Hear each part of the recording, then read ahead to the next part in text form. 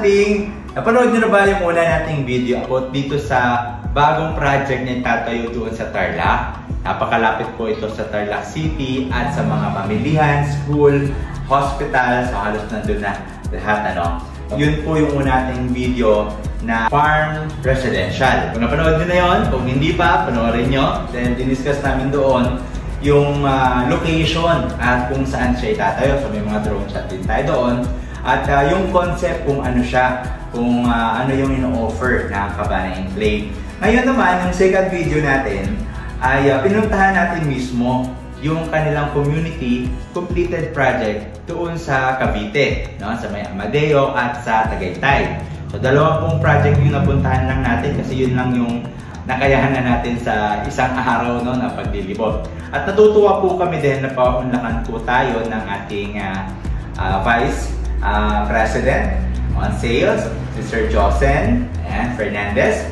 Shout out, Sir, thank you very much po dahil nag-on lang po kayo ng isang magpagdamdaming interview, ano? At Sir Ivan, ayan, Sir Ivan, thank you po dahil tinulungan niyo po kami na makapunta doon at nag-discuss din kayo doon sa project. Ngayon naman, nagpapasalamat din ako dahil binigyan po tayo ng sample kung ano yung mga produkto ng ginagawa nila, no? Dahil nagpo-promote po sila, according po mismo sa Vice President natin na si Sir Josen, na kapag bumili ka sa Cabana Enclave, sa Tarlac, you're not just buying a real estate o a piece of land, you're buying a total package, no? Dahil pinopromote din nila yung agriculture and also the tourism. So tatlo yan, no? Real estate, agriculture, and tourism. So, naka-package yan siya. So, kapag meron ka nabiling, for example, 200 square meter, at ngayon, half mo na yung bayaran, nasa sayo. So, dalawang uri po ng turnover nila. Meron silang farm agri turnover. Yun yung kapag, halimbawa po naka 50% ka na, pwede mo nang taniman yung inyong nabiling property. At kung ano man na-produce doon, ay pwede nyong ibenta doon sa community. Ito po yung mga produkto na pinoproduce nila, no? Isa-isahin po natin ito. Marami pa po silang mga produkto, pero ito po yung binigay po sa atin. Ayan. Ito guys. Ayan. So, isa-isahin po natin na to, no? Ayan. Okay? Sana po dito yung banana chips. Yung meron silang banana plantation doon, no? Doon sa Cabana 1. Yung bungad pa lang ng community nila, marami na po mga sagingan. So, ito po yung mga napoproduce nila. Ayan, no? So, banana chips. Tutok lang natin sa camera to. Ayan. Ayan. So, banana chips. Right? And, meron po tayo dito balikutsa, organic sweetener. Ayan, balikutsa. Ayan. So, maganda po yung kanilang yung packaging, oh. So, ano ba ito? Made from 100% sugar cane. So, ayan, tubuhan.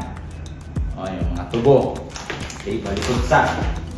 At, meron din tayong mushroom chips. Ayan, o. Mushroom chips. Ayan, lower cholesterol, combat hyperacidity. And boss, immunity. Ayan, di ba? Ang ganda nito, ang sarap ito. Tsaka, pag kumain ka nito, hindi ka magiging guilty, no? Dahil chicharon siya, oh. Mga chicharon, no? Ang laman. Then, meron silang veggies fries. Ayan, no? Veggies fries. Sila na mismo yung nag-produce, no? Ayan, no? Ano ba to? Flour, carrot, puree, honey, vegetable oil, salt, cheese powder. Ayan, no? Hindi ka guilty pag kumain ka nito. Then we have, ayan, no? Mushroom chips again with cheese. Ayan, with cheese. Then, alright, so ito naman, merong malunggay basil carrot with honey sugar beef. Beets. Yan guys, so, para siyang mga French fries, pero veggies fries. So, hindi ka magiging guilty. Ito pa. Yan, ito. Si VP, nag-tour sa atin doon sa mga Ayan, kung saan nila pinoproduce yung Blue Ternate. Ayan, ito yun. Okay? So si Blue Ternate, bulaklak po siya, tapos mayroong nilagay sa tea bag. And ang kaganda nito, marami siyang mga health benefits. Ano? Ganda, no? Araw-araw po yung namumunga. At marami pang iba. Ayan, marami pang iba silang na inaano dito. Ayan, yung mga flyers nila. Ayan. Diba? Tapos, i-scan nyo lang yan. Ayan, mapupunta nyo, makikita nyo yung mga produkto nila. Ayan, o. Yung mga indigenous people, yung mga nagtatanim. Right? And also, meron din silang, yun o, chili garlic sauce. Ayan, chili garlic sauce. Imagine nyo guys, ito, nasa bakuran lang, di ba? Nakagawa sila ng chili garlic sauce. So, ito guys, hindi lang ito basta ka naman bumibili, no? Nakakatulong ka rin sa mga tao na nag-produce nito, sa mga nagtatanim. May komunidad, kumbaga. It is not about selling. It's about an opportunity, no, para sa atin lahat. Itong susunod naman natin na video, papakita ko sa inyo yung pinresent sa atin ni Sir Joseph, yung kung ano yung mission and vision, para saan at para kanino, at ano ang vision and mission ng Fig Tree Company. So, i-discuss po niya. Alright? So, panoorin niyo po ang video na to.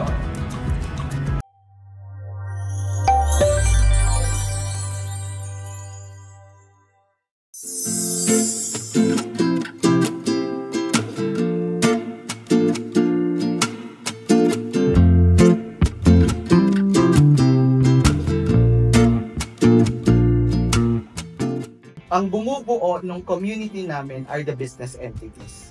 So meron kaming Fig Tree Properties, Fig Tree Farms, meron din kaming Fig Tree Leisure, meron kaming Fig Tree Technologies. So those are the registered business. So ang bawat business, registered business namin, ang byproduct nila is Cabana Communities. So having said this, so since ang focus ng company is to go with this industry, so the concept, ang pag sinabing konsepto po, ang concept po ni Cabana Communities is the real estate, agriculture, and tourism. Oh. So anong pinagkaiba ni Cabana Communities to other developers? So sa amin, in Cabana Communities, ang real estate po is just a platform. Hindi siya product namin. Ang product namin is yung buong community. Sa amin, real estate is just a platform for you to experience the agriculture and tourism sa community namin. Ibig sabihin, hindi mo makukuha o hindi mo may experience yung product namin if wala kang real estate product or property sa amin. So that's why ang konsepto namin is we integrate. Ibig sabihin po, sa loob ni Cabana Communities, etong tatlo makikita mo. Makikita mo yung real estate, agriculture, and tourism. When it comes to development naman, not literally the development, pero this is the concept ng development namin. Sa development ng real estate project. So sa development namin, focus kami ang smart, sustainable, and resilient development. So yan yung pinagkaiba po. Pag sinabing konsepto, ang concept namin, pinagsama namin yung real estate, agriculture, tourism sa isang project, sa isang community. That is the concept of Cabana Communities. Pag tinanong naman, ano namang development ng Cabana Communities? Our real estate development focus on smart. Smart comes with smart technologies. So, as part of our concept, all the gates of our Cabana projects are all automated. Actually, in Cabana Communities kasi, hindi naman luxurious life ang ina-offer natin po. But we're more heading towards with sustainable living. Pero, with convenience. We use some technologies to innovate our projects for the convenience of clients. So, such as, yan yung mga automated gate natin, renewable energy technologies, we do have solar street lights, and then even agricultural technologies. Meron kami sa greenhouse namin na technology na may kapartner kami na kung saan na-detect niya yung humidity, yung temperature ng greenhouse. So that will help to produce more crops. Now, ang konsepto namin, real estate, Yan yung Cabana Projects. Cabana Projects. Yan yung Enclave, no? Kasi Cabana Tarlac Real Estate Corporation is part of the business entity. Pero yung real estate namin, yun yung mga Cabana Projects. Yung pupuntahan nyo mamaya, and then yung sa Tarlac, si Cabana Enclave, that's the real estate. Platform lang siya.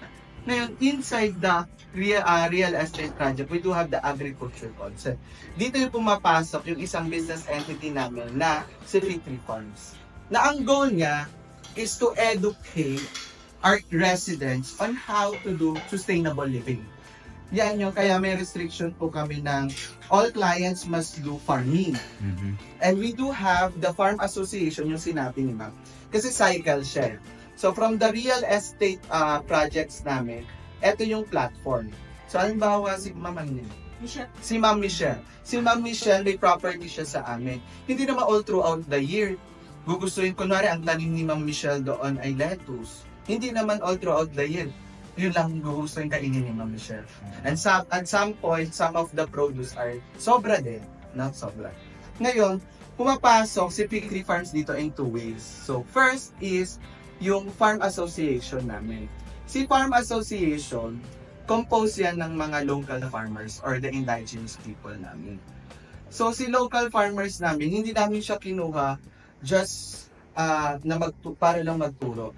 Pero ang goal namin sa kanila, maybe you are wondering, bakit ba sustainability?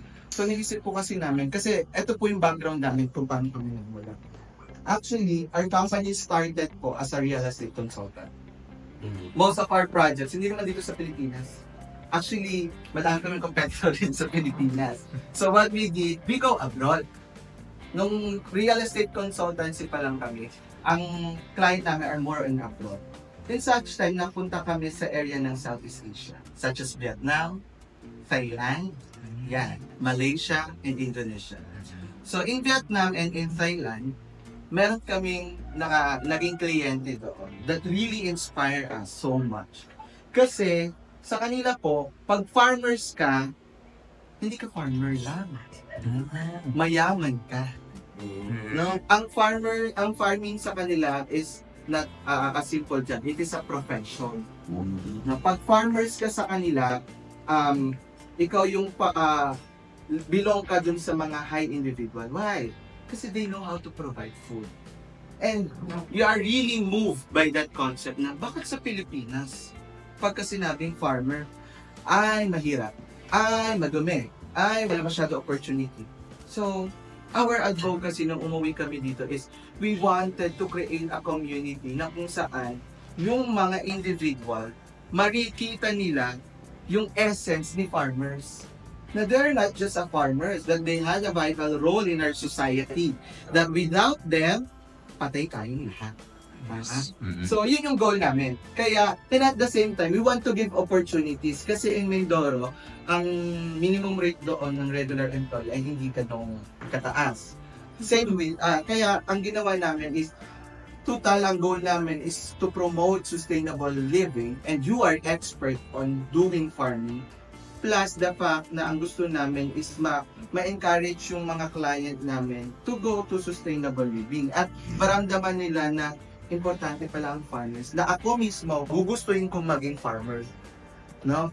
Ngayon, si Farm Association po natin, nagpo-provide din ng services sa mga client natin. Pag ano si Ma'am Michelle, kung taga-Tarlac siya, dito siya nakabili sa Tagaytay. So, ang layo. Hindi naman para bumiyahe ko para mag-deliver ng halaman ko. Tama? So, our local farmers can offer some services to support you on doing sustainable practices. Nagko-conduct din po sila ng mga farm education, seminar, sa mga client natin. And at the same time, ang goal namin, lahat ng excess produce nito, yun nga po, sinabi ko kanina, si Ma'am Michelle, masyadong madami yung produce niya. Ngayon, may dalawang option si Ma'am Michelle. Pwede niyang ipaprocess yan sa community center namin. Si community center po namin ay composed naman ng mga asawa ng farmers. Si community center, part siya ng amenities. Si community center, ang goal niya is to process all the excess produce of the real estate project. Then, kino-convert niya yan into product, sa retail product. Yan yung sila-sell out namin sa market. And then, yung another option ni Ma'am Michelle, meron kami marketplace. Sa marketplace, in layman's term, palengke pala. Palengke, no? Pwede mong dalhin doon, ma'am. You can sell your products or crops doon sa marketplace. So, kasi ang goal naman namin in Cabana community is not just to learn how to do sustainable living, but it will go directly doon sa advocacy namin na matuto ka on how to provide food for your family, even without going outside of your community. Saan natin nakuha yung konsepto na yun? Pandemic. Diba? No matter how rich you are, no matter how much money do you have in your pocket, hindi ka na makakalabas. Diba? But if you do have an ample land where you can nurture your crops for the food of your family, you can survive. And that is our goal. So doon pupunta yung agriculture concept namin. Again, paano mo ma-experience yung agriculture concept kung wala kang property? So kailangan meron kang property in Cabana. Ngayon yung tourism concept naman. Sa tourism concept namin, meron kami tinatawag na hospitality business. Part of our amenities, meron kaming Cabana Suite. Si Cabana Suite, present yan in all Cabana projects. Ang goal namin, since we are a community builder and not a residential builder, ang goal namin is mapakita na halimbawa si Ma'am Michelle, tag sa Tarlac naman. Ngayon, gusto ni Ma'am Michelle magbakasyon sa Tagaytay. There is a place where you can stay. Na hindi ka foreign, na hindi ka parang out of place. Kasi they're doing the same practices that you are doing on your community. So ang goal namin, since nagbibigay kami ng mga access card, ito na yung konsepto ng shared amenities. Ibig sabihin sa Ma'am Michelle, kung ano yung mga amenities na meron kung saan sa Cabana project siya nakabili, hindi ka limited doon. Di ba ang typical concept na ng real estate? Kung saan ka nakabili, kahit madami, doon ka na hanggang sa mamatay ka. What do I mean? Yun ang pwede mong ma-experience. Pero sa amin, we wanted our client to explore the Philippines and we wanted to join that journey. No, ang goal namin, may access card ka, you can go with all Cabana projects. And then may K-Suite kami and hospitality business where you can stay. Diba? Ang goal namin is not for you to just enjoy the Cabana Suite, but for you to explore anong kultura ni Tagaytay. Iba ang culture ng mga taga-Tagaytay sa taga-Tarlac. From the language itself, from the food that they like, the weather itself. Yes. Way different. So, yeah. So, ang goal namin is hindi lang tayo napuputol doon sa pagbili mo ng property sa amin. We will join your journey inside Cabana communities na we will join you while you are learning how to do sustainable living plus exploring the tourism of the Philippines. Kaya ang sabi po namin, in Cabana communities, it is not just simply selling. It is a lifelong commitment sa mga client namin. Hindi siya pagka-turn over to sa'yo, bahala ka naman. Sa amin, hindi po. We will be there to support you from your sustainable journey and even exploring the Philippines. Ang goal namin, soon, by God's grace, there are many projects na coming, local and international. Malay nyo po, by next year, hopefully, may international na project na tayo na Cabana communities. That our client can access. Kasi di ba ang goal na, kasi nga naisip namin sa tourism concept, walang Pilipino, part of our culture yan eh, walang Filipino family na hindi nag-outing o babakasyon yung summer. Simply man or luxury outing pa din yun. You want to go outside of your community, no? Pero most likely, one of the factor na tinitingnan pagka umaalis tayo is yung we're so afraid about teka lang, safe ba yung community na po? Maganda yung tourism area, pero isn't it safe? Safe ba yung lugar na yun? Kasi kahit maganda yung falls doon, pumamaya, puro naman yung Abu Sayyaf. Di parang mapag-iisip tayo. Pero, if you do have the same community, parang hindi din ako umalis. The same culture, the same practices, they're doing sustainable living as well. But different in culture. Na kung saan, I will learn. Kasi maaring Di ba? Kasi parehas kayo ng community eh. Bawa, si Ma'am Michelle. Halimbawa, nakita niya, ay pwede ko palang gawin to sa property ko sa Tarlac. Di ba? Yung may nakita siyang something na ginagawa doon ng mga residents ng Tagaytay. Pwede ko palang gawin yan sa enclave. So that is our goal, no? Na hindi namin iiwan yung client namin just simply having turnover. Kaya nga palagi ko sinasabi, when I do presentation, we're not offering, we're not selling. It's more on we're giving opportunities. Kasi, ang laging tanong, it is not a real estate product. We're not a residential developer. We are a community builder. So yung reasons. Yeah, so that is that. Cabana.